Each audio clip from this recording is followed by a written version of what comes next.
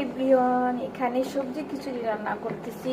সকাল সকাল গরম গরম খাবো। আমি আর সাপামণি দুইজন আছি যেহেতু, তাই একদম সাদা মাটা খিচুড়ি রান্না করতেছি, সবজি খিচুড়ি। কেননা সকালবেলা বেশি মশলাটা খাওয়া আসলে একেবারেই উচিত নয়। তাই হালকা হলুদ মরিচ দিয়েই, আর সাপামণি তো ঝাল খেতে পারবে না, আর আমি এই কাঁচামরিচ দিয়ে পরে আমি খেয়ে নেব। সেই জন্য আমি আস্তে আস্তে দিছি, ফেরেও দিইনি, কেননা বেশি ঝাল বেরোলেও পেট ভরে খেতে পারবে না। তাই এই জায়গায় একটু সুস্বাদু হলেই হবে, বেশি কালারের দরকার নেই, তাই না বলেন আপনারা? বেশি মশলাযুক্ত খাবার খাওয়া আসলে ভালো না, আর সকালবেলাতে একদমই ভালো না।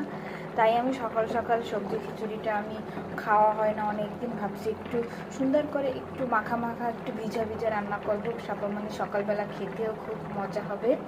সবাই ভালো থাকবেন, সুস্থ থাকবেন। আসসালামু আলাইকুম।